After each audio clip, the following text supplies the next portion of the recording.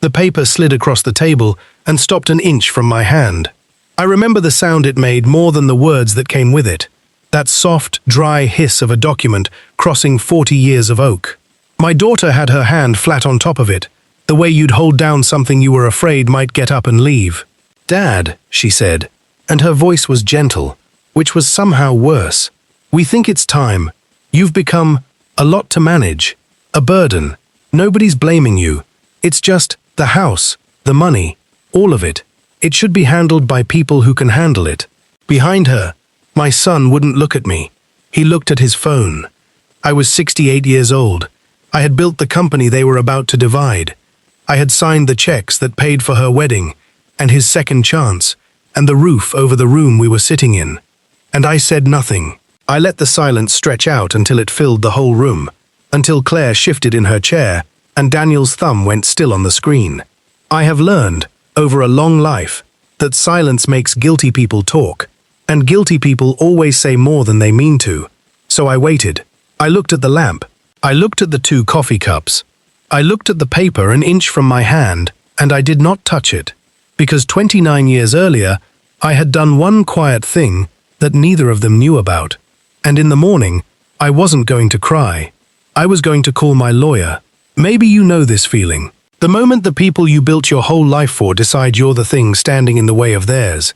The moment you realize the love you thought was mutual was, on their side, mostly patience. Patience for the day the money would finally come loose. If you know that feeling, then stay with me. Because what happened next took 11 days and not one raised voice. And by the end of it, the 2 people who called me a burden would understand exactly what a burden is capable of carrying. Let me take you back, so the ending means something. My name is Walter Hensley. I started with nothing that anyone would call an advantage. My father repaired farm equipment in a town so small it barely had a name, and when he died, I was 19, and all he left me was a debt and a set of tools that didn't fit any machine made after 1975. I want you to sit with that for a second, because it's the soil everything else grew out of. 19 years old. A funeral I couldn't fully pay for. A stack of my father's unpaid accounts that his customers assumed would simply disappear along with him. And a wooden box of wrenches and calipers, oiled and cared for.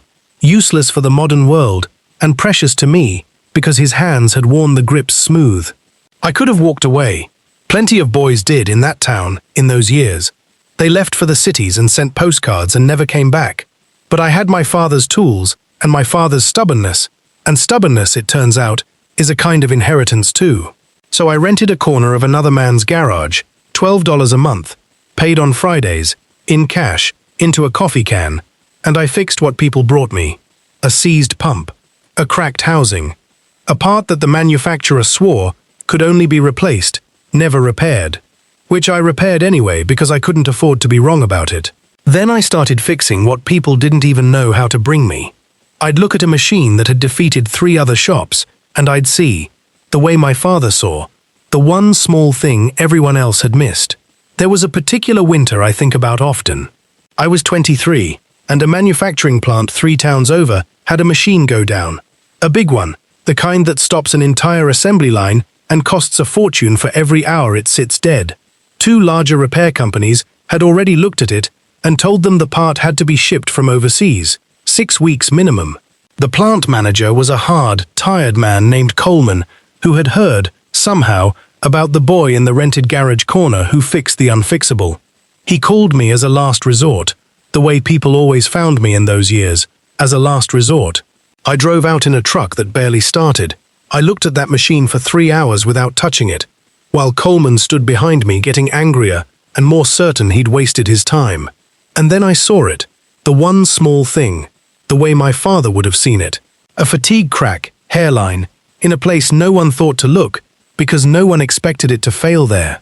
I couldn't get the overseas part, so I made one, machined it myself, overnight, in that borrowed garage, by a work lamp, with my father's calipers. The line was running again in 2 days. Coleman didn't thank me either. Men like Coleman never do, but he gave me every repair his plant needed for the next 15 years, and he told other plant managers, and they told others. That's how a business actually grows.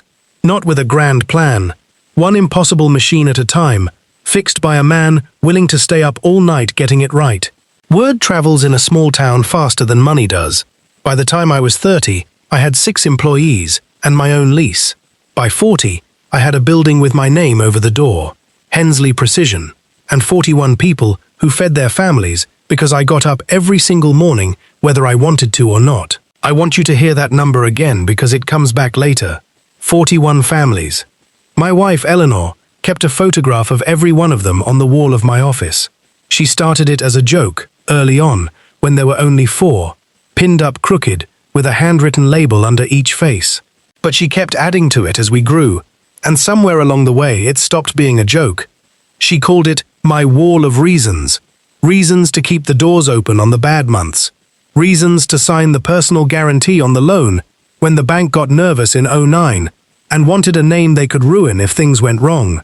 Reasons to skip the vacations. I skipped a lot of vacations. I need you to understand what that wall meant, because my children never did. To them, those were just strangers in cheap frames. To me, each face was a mortgage paid, a kid sent to college, a Christmas that happened because Hensley Precision made payroll, when I couldn't sleep, and there were years I barely slept. I would go and stand in front of that wall and remind myself that a business is not a number on a page. It's a promise you make to 41 dinner tables. Break the business, and you break all of them at once. That's the weight I carried for 4 decades. That's the burden, if you want to use that word, that I never once set down. My son Daniel was born the year we bought the second building. My daughter Claire, 3 years after that. And here is the thing I need you to understand before you judge what I did. I loved them the way a man loves the thing he's afraid of losing. Fiercely and badly, and mostly with money, because money was the language I actually spoke. I wasn't raised with soft words. My father showed love by fixing your bicycle at midnight without being asked, so you'd find it whole in the morning and never know he'd been up. That was the only vocabulary I had. So when Daniel wanted something, I bought it. When Claire cried, I solved whatever could be solved with a checkbook and stood helpless in front of whatever couldn't. I told myself that providing was the same as loving. It took me a very long time and a great deal of pain to learn the difference. Daniel wanted to be an architect. I paid for the degree, 4 years at a good school, every cent, and I was proud to do it. Then he wanted to start his own firm, and I paid for that too. $140,000 that we called a loan, and both understood was not. I remember writing that check. I remember thinking, this is what it was all for. This is why I skipped the vacations. When the firm failed, and it failed slowly, in the way that costs the most, I paid off everything it owed, quietly, so his name would stay clean, and no supplier in that city would ever tell the story of the Hensley boy who couldn't pay his debts. Daniel never knew the full extent of what I covered. He never asked. He never said thank you. I told myself he didn't have to. I told myself a good father doesn't keep a ledger. I did keep a ledger. I just never intended to show it to anyone. That, too, comes back later. Claire married a man named Preston, who wore good shoes and had a soft handshake, the kind of handshake that gives you nothing, that's already withdrawing as it arrives. I didn't like him. I said nothing, because a father who criticizes the man his daughter loves only pushes her closer to him. So I paid for the wedding instead. 90 guests, a band, a tent with a real wooden floor, because Claire had seen one in a magazine. She looked so happy that day that I decided Preston's handshake didn't matter. I was wrong about that, but I was happy to be wrong, for a while. When they wanted a house they couldn't afford, I made the down payment, a large one, and I put nothing in writing, because you don't ask your daughter for a receipt. You don't turn a gift into a debt. That's what I believed. That's what I still believe, even now, even after everything. The mistake wasn't the generosity. The mistake was assuming generosity would be remembered. I want to be honest with you, because this only works if I'm honest. I was not a warm father. I was a provider who mistook providing for warmth, and there is a cold distance in that, and my children felt it, even if they couldn't name it. I missed recitals. I took calls at dinner. I was physically at the table and 1,000 miles away inside my own head, solving a supplier problem while my daughter told a story I wasn't hearing. Eleanor raised them, mostly. She was the warmth. She was the one who noticed. I was the one who paid, and when she got sick, when the cough that wouldn't quit turned out to be the thing in her lungs, the thing that takes you, I did the only thing I knew how to do. I threw money at it. The best doctors, 2 states away, then 3. Experimental things, expensive things, anything with a price tag, because a price tag was something I understood and could act on. What I could not do, what I never learned how to do, was simply sit beside her and be still and be present. She died on a Tuesday.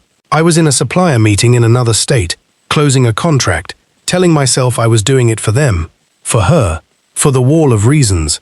I got the call at 4 in the afternoon, and I drove through the night, and I got there Wednesday.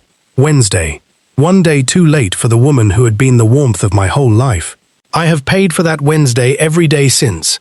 There is no ledger long enough for that one. It sits in me like a stone I'll carry to my own grave, and I have made a kind of peace with the fact that I will never set it down. Some weights you don't get to put away.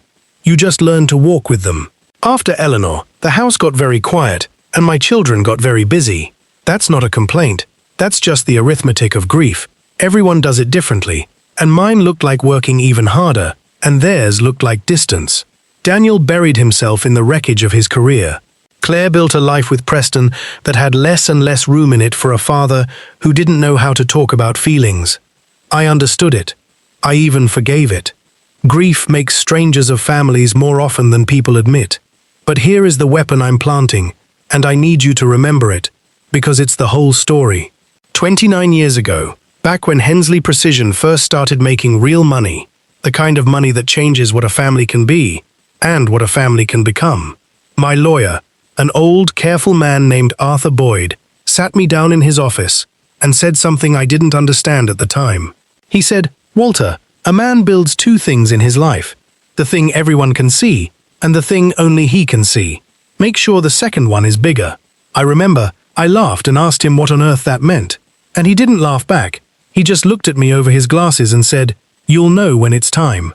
Right now, you just do the paperwork and forget about it. That's the whole point. The second thing only works if you can forget it's there." I didn't understand, but I trusted Arthur the way I trusted my father's tools, completely, and without needing to know exactly how they worked. And so 29 years ago, I signed a set of documents I barely read, and I put them in a place my children would never think to look, and I did not tell a single living soul what was in them. Not even Eleanor. Arthur said that was best, and I believed him. Then I did exactly what he told me to do. I forgot about it. For 29 years it sat there, the second thing, the bigger thing, while my children grew up believing they understood exactly what their father owned. They saw the house. They saw the accounts. They saw the visible, countable, touchable wealth, and they made their plans around it. They had no idea what I'd built where they couldn't see it. The distance became a plan slowly, the way water becomes ice. You don't see the exact moment it hardens. You just notice, one day, that the thing which used to move freely has stopped moving at all. It started with the Sunday dinners. For years they'd come to the house. Daniel with whatever woman he was seeing that season, Claire and Preston, and, eventually, my grandson, Theo, who was the only person in that family who still climbed into my lap without being asked. Those dinners were the best thing in my week. I'd cook too much. I'd stand at the stove doing the one warm thing I knew how to do, which was feed people, and for a couple of hours the quiet house would fill up with noise, and I would remember what a family sounded like. Then the dinners got shorter. Someone always had somewhere to be. Then they got rarer, every other week, then once a month, then whenever it was convenient, which turned out to be almost never. And then Claire started bringing a particular kind of question. She'd bring it wrapped in concern, which is how the sharpest things are always delivered. "Dad, do you ever think this house is too big for you? Dad, have you thought about what happens if you fall? Nobody would find you for days. Dad, Preston knows a wonderful community. Everything on one floor, people your own age, activities. Wouldn't it be nice not to have to manage all this?" Each one landed like a small stone dropped into still water. On its own, nothing. A daughter worrying about her aging father. What could be more natural? But I have spent my entire life reading the difference between a customer who's genuinely curious and a customer who has already decided and is only working up the nerve to say so. It's in the eyes. It's in the way they've rehearsed the words. And my daughter, I slowly understood, had already decided. Every gentle question was not a question at all. It was a door being tried, quietly, to see if it was locked. The brochure appeared in October. Sterling Grove. Refined living for the season of your life. Left on my kitchen counter after a visit. Positioned just so, as if by accident. But nothing in that family happened by accident anymore. I picked it up. I looked at the smiling, grey-haired strangers on the cover, holding wine glasses on a manicured lawn, and I looked at the monthly cost printed in small type at the back, which was more than most of my employees had ever earned in a month of real work, and I set it back down on the counter without a word. That silence, I think, is what they mistook for weakness. They saw a tired old man who didn't argue, and they thought, he's giving up, he's ready to be handled. Because here is what I've learned in 68 years, and what they were far too young to know. Silence is not surrender. Sometimes silence is a man counting. Counting the questions, counting the visits that had a purpose and the ones that didn't. Counting the exact distance between the children I'd raised and the strangers now sitting in my kitchen, measuring my house for a life I hadn't agreed to. I had started counting. They just couldn't hear it. The second wave I found by accident, and it's the one that turned the cold in my chest into something with a shape and a name. I went to the bank in November, the small branch on Miller Street where I'd banked for 30 years, where the manager still remembered my Eleanor, to move some money into a fund I'd quietly set up for Theo's schooling. A small thing, a grandfather's thing. I wanted the boy to have what my own father couldn't give me, a start that didn't begin with a debt. The young man at the desk typed, and paused, and did a thing people do when they've seen something on their screen that they weren't supposed to mention. He went very still. Then he turned the monitor a few degrees away from me, which is the universal gesture of a person who has just realized they're standing in the middle of something. "Mr. Hensley," he said carefully, choosing each word like a man crossing a frozen pond. "I see there's a request pending on the household accounts. A power of attorney filing. Your daughter's name is on it. It hasn't been executed yet. It's still in progress. But, did you authorize that?" I said, "Of course. The way you say it when the floor has just tilted 45 degrees, and you refuse, absolutely refuse, to let a stranger see you slide." I had not authorized it. My daughter had gone to a lawyer, not Arthur, a new one, a cheap one, the kind who advertises on bus benches, and she had quietly begun the paperwork to take control of my affairs. Not after my death. Now, while I was alive and sitting upright and perfectly capable of moving my own money into my own grandson's future. The grounds the young banker eventually and reluctantly told me were that I was becoming unable to manage my own affairs. She hadn't asked me. She hadn't warned me. She hadn't sat across a table and said, "Dad, I'm worried. Let's talk about the future." She had simply gone and started the machinery. The cold, patient legal machinery that would, one signature at a time, one hearing at a time, turn me from a man into a ward. From the person who signed the checks into a person who had to ask permission to spend his own money. I thanked the young man at the desk. I even smiled at him, because none of it was his fault, and he had done a brave and decent thing by telling me. I finished my errand. I moved the money into Theo's fund exactly as I'd planned, because it was still mine to move, and there was a small, cold satisfaction in doing it while I still could. Then I drove home. I did not speed. I did not cry. I want you to understand that, because I think you're expecting the part where the old man breaks down at the wheel, where the grief and the betrayal finally crack him open. It isn't coming. I'd done my breaking years ago, on a Wednesday, in a hospital, one day too late. After that, there wasn't much left in me that could be broken by a form at a bank. Instead, at a red light on Franklin Street, I did something I hadn't done in a very long time. I laughed. One short, quiet laugh, alone in the dark of the car, with the rain starting on the windshield. Because they thought the fight was about whether I could manage my affairs. They thought this was a battle over a house and some bank accounts. The visible thing, the countable thing, the tenth of the iceberg that shows above the water. And I was the only living person who truly knew what my affairs actually were. Which brings us back to where we started.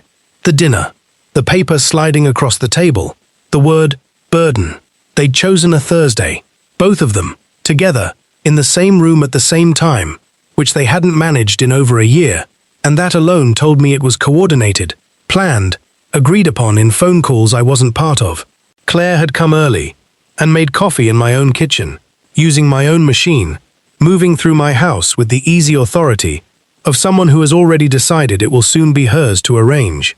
Daniel had brought a document. Because Daniel always liked to have a document, it made him feel like an architect of something. Even now, even after the firm, even after everything I'd paid to make the failure disappear. "Dad," Claire said again, when I still didn't reach for the paper. "Say something." I looked at the two of them for a long moment. My son, whom I had rebuilt from ruin with my own money, and never once, not one single time, made feel small about it. My daughter, whose entire adult life had a flaw beneath it that I had personally poured, check by check, gift by gift, silence by silence. And I looked at the paper. It was a consent form, a voluntary agreement to move to Sterling Grove and to grant Claire authority over the house and the accounts, all of it framed, in that soft bureaucratic language, as being for my own good, to reduce the burden on everyone. There was that word again, burden. I have been called many things in 68 years. Cheap, when I was careful. Cold, when I was tired. Difficult, when I was right and it was inconvenient for me to be right. Old, lately, as though it were an accusation. I've made my peace with most of it. But my own children, in the house I built, at the table I made possible, calling me a burden, while quietly, secretly filing papers to take everything I'd spent 43 years building. That was a new one. That one I hadn't heard before. I finally spoke. And I want you to notice, here at the beginning, that I did not raise my voice. Because I never once raised it, not through the whole 11 days that followed. Everything I did quietly. That was the point. That was always the point. I said, "You're right. It's time things were handled by people who can handle them." Claire's shoulders dropped an inch with relief. Daniel finally looked up from his phone. They thought, I could see it plainly on both their faces, that they'd won, that the old man had folded, the way old men are supposed to fold, gracefully and gratefully, into the smaller life their children have chosen for them. I said, "Leave the paper, I'll read it properly in the morning. When I'm rested, I'll call someone who understands these things and make sure it's all done correctly." And I smiled at them, the small, calm smile of a man who has just been handed, gift-wrapped, the exact excuse he needed. Because I was going to call someone who understood these things. I was going to call Arthur Boyd. And Arthur Boyd was the only other living person on this earth who knew what I had built 29 years ago, in the place my children had never once thought to look. I slept, actually. That surprised me. I had expected to lie awake all night with the betrayal turning over and over in my chest, but I slept like a stone, deep and dreamless, and I think it's because for the first time in many months, I knew exactly what I was going to do. Uncertainty is what keeps you awake. Once a man has a plan, even a hard one, his body finally lets him rest. At 7 the next morning I made 1 cup of coffee, just the one, and I sat at the kitchen table and went through an old rotary of business cards, the kind nobody keeps anymore, until I found one so old the ink had gone soft and grey at the edges. Arthur Boyd, attorney. A phone number I had not dialed in 9 years. I called it. It rang 4 times, and I half expected it to be disconnected, or to reach some stranger who'd never heard the name. But Arthur Boyd answered. He was 81 now, retired mostly. Slower in the body. I would learn, but not 1 degree slower in the mind. And when he heard my voice, he didn't say hello.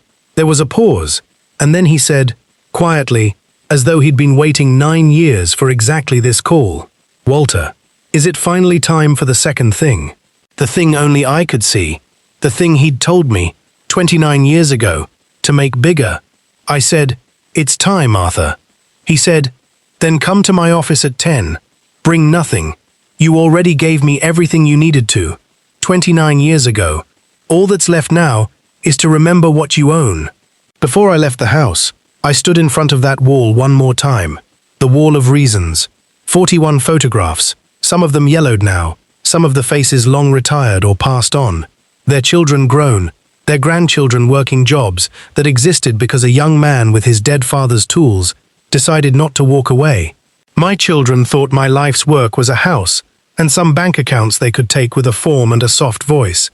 They had reduced 4 decades, the loans, the sleepless years, the personal guarantees, the 41 dinner tables, down to a number they wanted, and a father they'd decided was in the way of it. They had never once, in their entire lives, asked what actually happened to Hensley Precision when I stepped back from running it.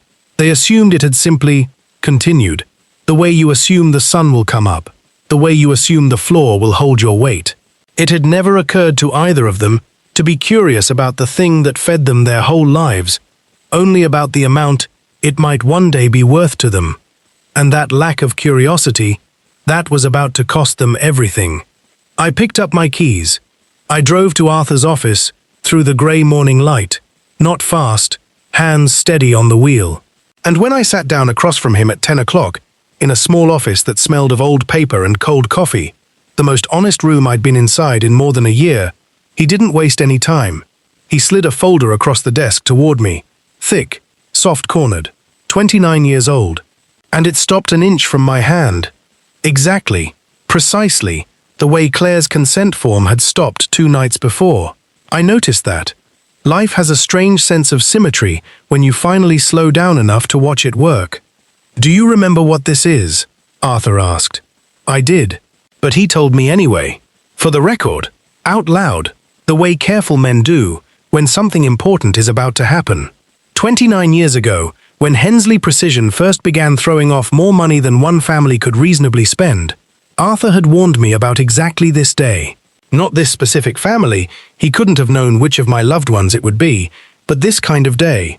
The day when the people closest to a man's money quietly decide the man himself is the last obstacle standing between them and it. So he'd had me do something unusual. Something most men never do, because most men can't stand to let go of the thing they built while they're still alive to enjoy it. We had taken the company, the real engine, the true source of all the wealth, the buildings and the contracts and the ongoing income, and we had placed it inside a structure, a trust, not the flimsy kind you hear about in stories, easily broken by a clever lawyer.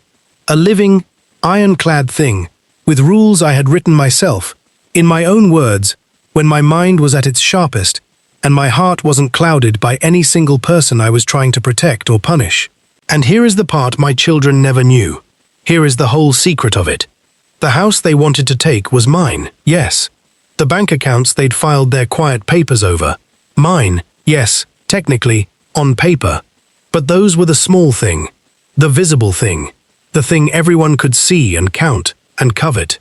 Together, the house and the accounts were, generously, perhaps 1/10 of what the name Hensley was actually worth. The other 9/10, the company itself, the buildings, the long-term contracts, the ongoing income, the livelihoods of 41 families, the entire quiet empire I had spent my life building, did not legally belong to me at all anymore. Hadn't for 29 years. It belonged to the trust, and the trust had exactly one living trustee with absolute and total control over every single dollar of it. That trustee was not Walter Hensley. That trustee was Arthur Boyd. And the trust named precisely one person to inherit control of the whole of it. One person whom I could add, or remove, or change with a single stroke of a pen, on any day I chose, for any reason I chose, with no court involved, no consent form required, and no soft-voiced daughter with a bus-bench lawyer able to touch it, challenge it, or even find it. For 29 years, that one line, the name of the person who would inherit everything, had been left blank. I had never filled it in. I'd been waiting, Arthur reminded me now, gently, waiting, as I'd told him all those years ago, to see who earned it. I looked at that blank line for a long, long time. My children had shown me, over the past several months, exactly who they were. And I want to be fair, even now, even here, the betrayal itself, the wanting, that alone I might have forgiven. People are allowed one bad decision. Grief and money together can twist even good hearts into shapes they'd never otherwise take. If it had only been a moment of weakness, I would have found a way to understand it. But it wasn't a moment. It was a plan. It was the coordination that undid them in my eyes. The bank filing done in secret, behind my back, while smiling at my table. The brochure left like bait on my counter. The word burden, clearly rehearsed between the two of them before they ever sat down, passed back and forth in phone calls, until it felt normal enough to say to my face. They had told me, in the clearest and coldest language there is, that they saw me as a thing to be managed, emptied, and stored away in a refined community with wine glasses on a manicured lawn. So I did not write their names on that line. Instead, I asked Arthur one single question. I said, "The boy, Theo, my grandson. How old does he have to be?" And Arthur Boyd smiled, really smiled, for the first time since I'd walked in. "You can name him now," he said. "You hold it in trust on his behalf until he turns 25, and you decide entirely who administers it and protects it in the meantime." I thought about my grandson, 7 years old, the only person in that entire family who still climbed into my lap without being asked, who still thought his grandfather's big quiet house was a place of wonder rather than a sum to be divided. The boy who, one afternoon, had solemnly given me half of his own melted candy bar because, in his words, I looked tired, who had never once in his short life asked me what anything cost. And I picked up the pen. Now, I could have driven straight home from Arthur's office and told them. I could have called the whole family together that very night and slapped the folder down on the dining table the way Daniel liked to slap his own little documents down, and watched their faces come apart in real time. Part of me wanted to. I won't pretend that part didn't exist, but I have closed 1,000 deals across a long lifetime, and the single most important thing I ever learned is this: the loudest man in the room is almost always the one who is about to lose. Real power doesn't announce itself. Real power waits and prepares and lets the other side keep believing they're winning right up until the moment the ground is already gone from under their feet. So I didn't say a word. For 11 days, I let them believe they had won. And I want to walk you through those 11 days, one by one, because the revenge, if that's even the right word for it, was never a single dramatic moment. It was a structure, built carefully, in the right order, like everything I ever made with these hands. Day 1. I called Claire, and I let my voice sound tired and a little defeated, because that was the voice she wanted to hear. I told her she'd been right. It was time to get my affairs handled properly. I asked her, gently, to arrange a family meeting in 2 weeks, so we could sign everything at once and make it clean and simple for everyone. She was delighted. I could hear the relief pour out of her, warm and genuine, and it told me everything about how much easier her conscience found me as a problem being solved than as a father being loved. She heard surrender in my voice. I had just set a deadline. Day 3. I returned to Arthur's office and signed the trust amendment, formally naming Theo as the sole successor beneficiary, with Arthur as administrator and protector until the boy turned 25, and with a careful line of succession in place should Arthur, at 81, not live to see it through. And we added one more thing, an ironclad clause that no person bearing my name could contest any part of it, challenge it, or delay it, on penalty of forfeiting anything else they might otherwise ever receive from me. A door that locked behind itself. Anyone who pushed against it would only lose more. Day 5. I quietly repaid, in full, out of my own visible accounts, a small second mortgage I had co-signed for Daniel years earlier and never mentioned again. And then, having cleared it, I formally removed myself as guarantor from everything. Every soft handshake I had ever silently backed with my own credit and my own name, I withdrew. Not out of cruelty. I want to be very clear about that. Out of accuracy. A man who has been officially declared a burden should not, in fairness, also continue to serve secretly as everyone's safety net. If I was to be handled, then I would be handled completely. I simply removed the parts of myself they'd never known were holding them up. Day 7. I went to see the company. Not all 41 families literally, but the people who actually run Hensley Precision now. Good, careful people I trained myself over the years. People who understood what the place meant. I walked the floor that morning, slowly, the way I used to before my knees turned against me. The machines were newer than the ones I'd started with, quieter, smarter, but the smell was the same. Cut metal and warm oil, and coffee gone cold in a dozen mugs.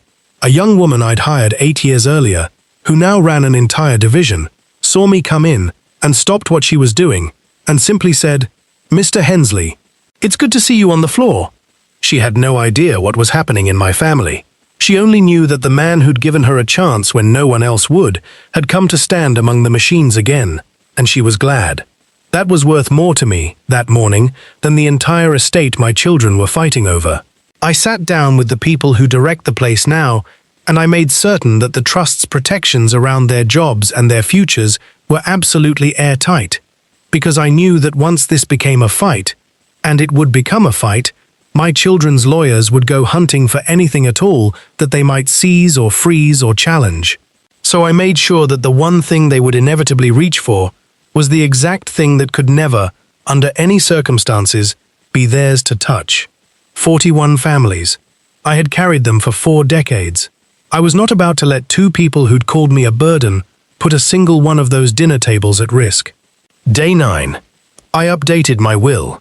The small, visible will. The one covering the house and the personal accounts. The 10th of everything that my children still believed was the whole.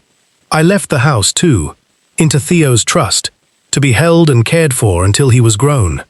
And to my 2 children, I left one thing each. I'll tell you what, in just a moment, because it matters more than all the rest of it put together. Day 11. I called Arthur, and I said, simply, set the meeting. And he said the same words he had said to me 29 years earlier, in that same office, when I was a younger man who didn't yet understand. Make sure the second thing is bigger than the first. It was. By 9 times over, it was.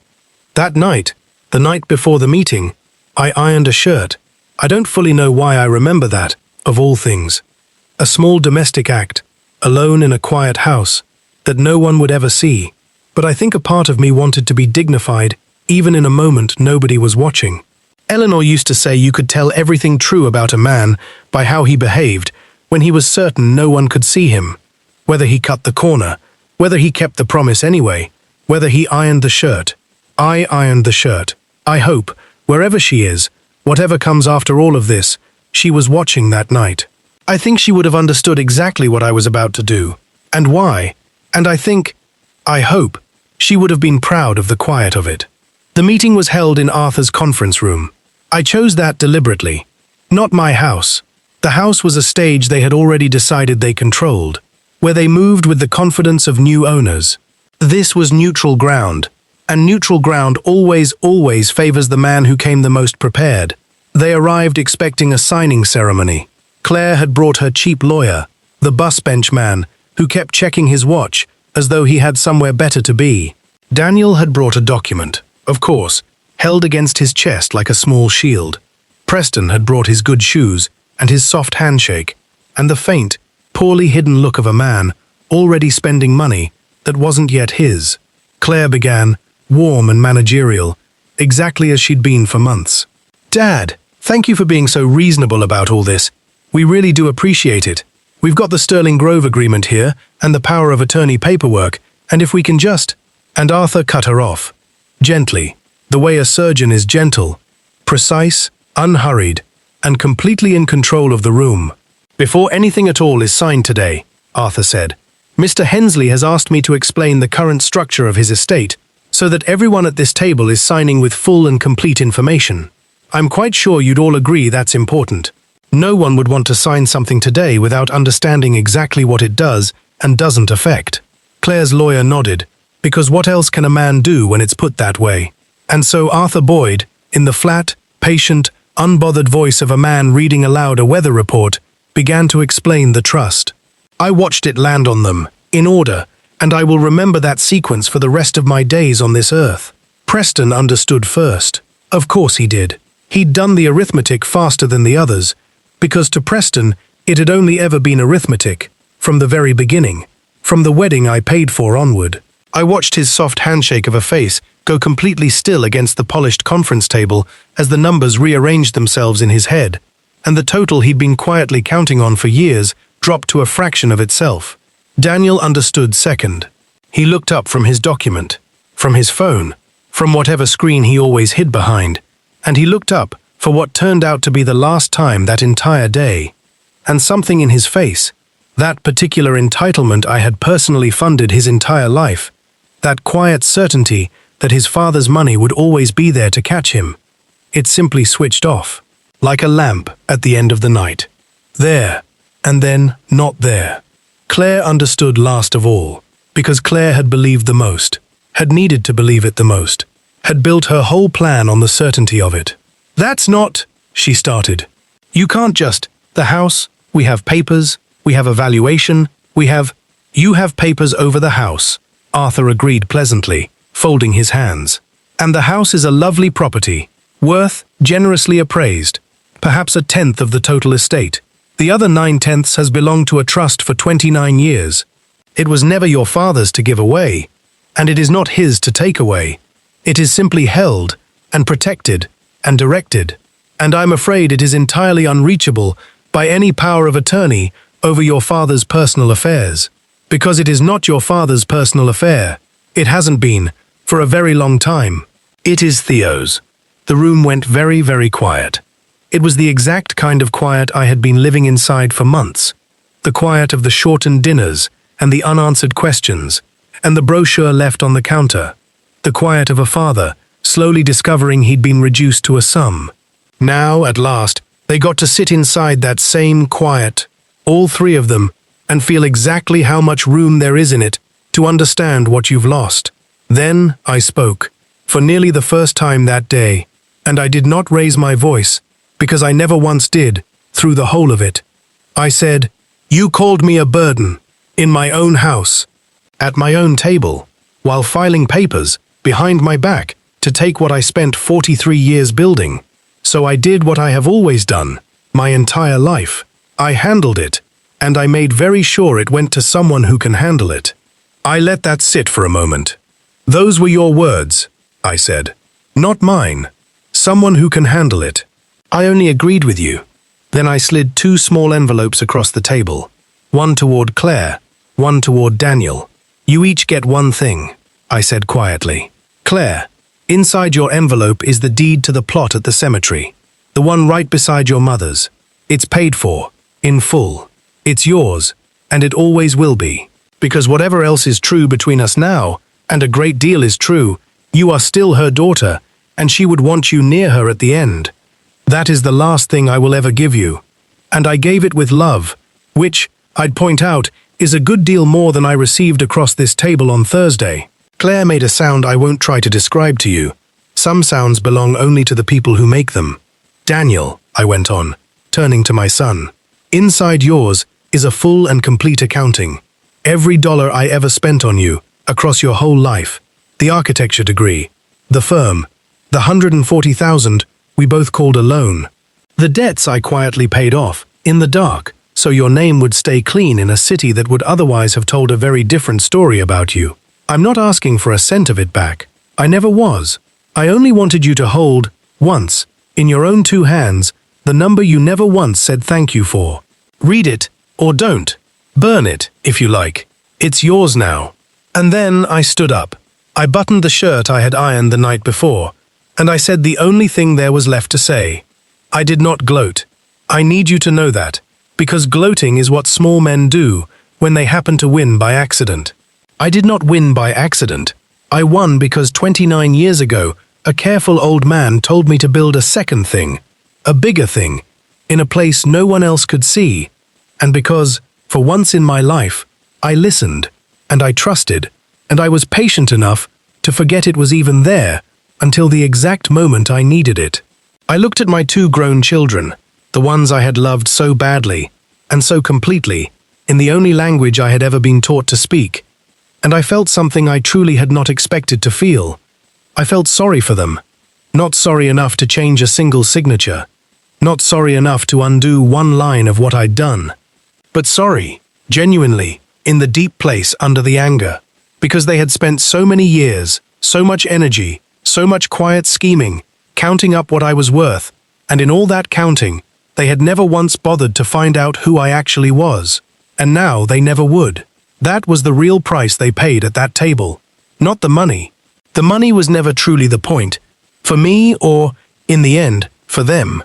They lost the money, yes, but they also lost the last 20 years they could have had with the man who would have given them anything at all, without hesitation, without a ledger, if they had simply come to the house on a Sunday, sat down at my 2 full table, and asked me how I was doing.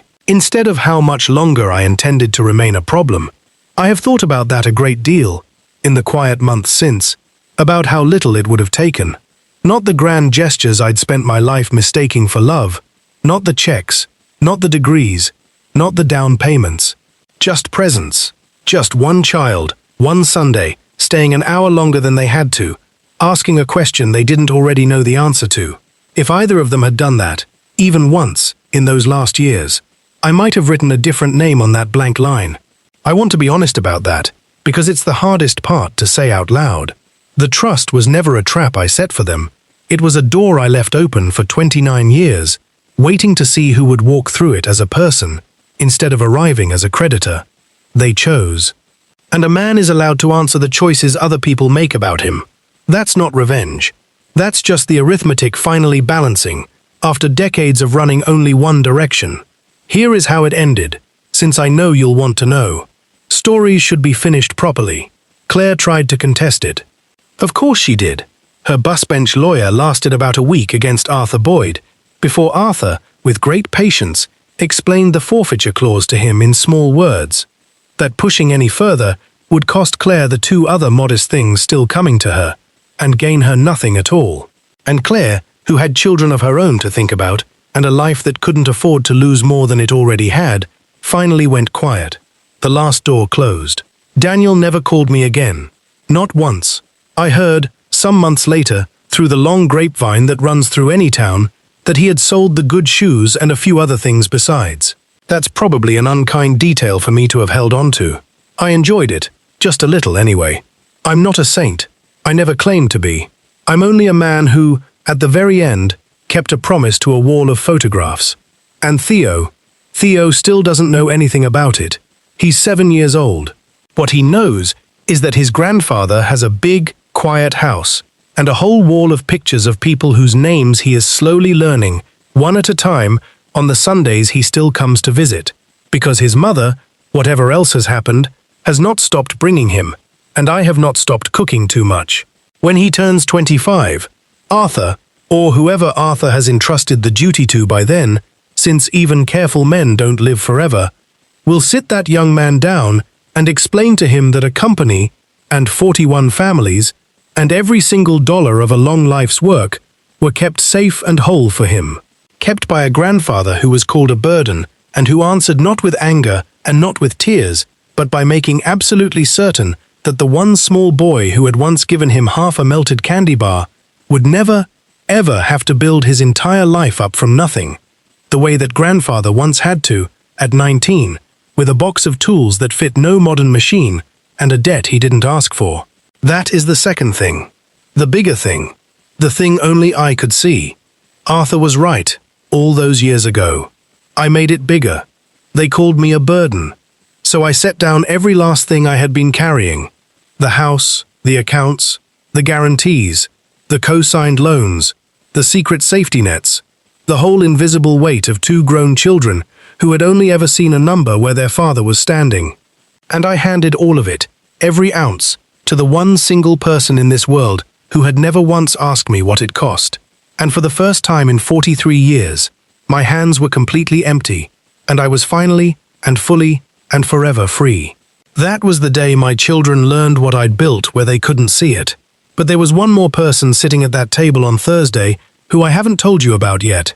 Someone who didn't say a single word the entire night, who just watched and listened and left, and who came back to my door, alone, 3 weeks later, holding a very different kind of paper. That story is next. If a quiet man who finally stopped carrying other people's weight meant something to you tonight, the next one is already waiting.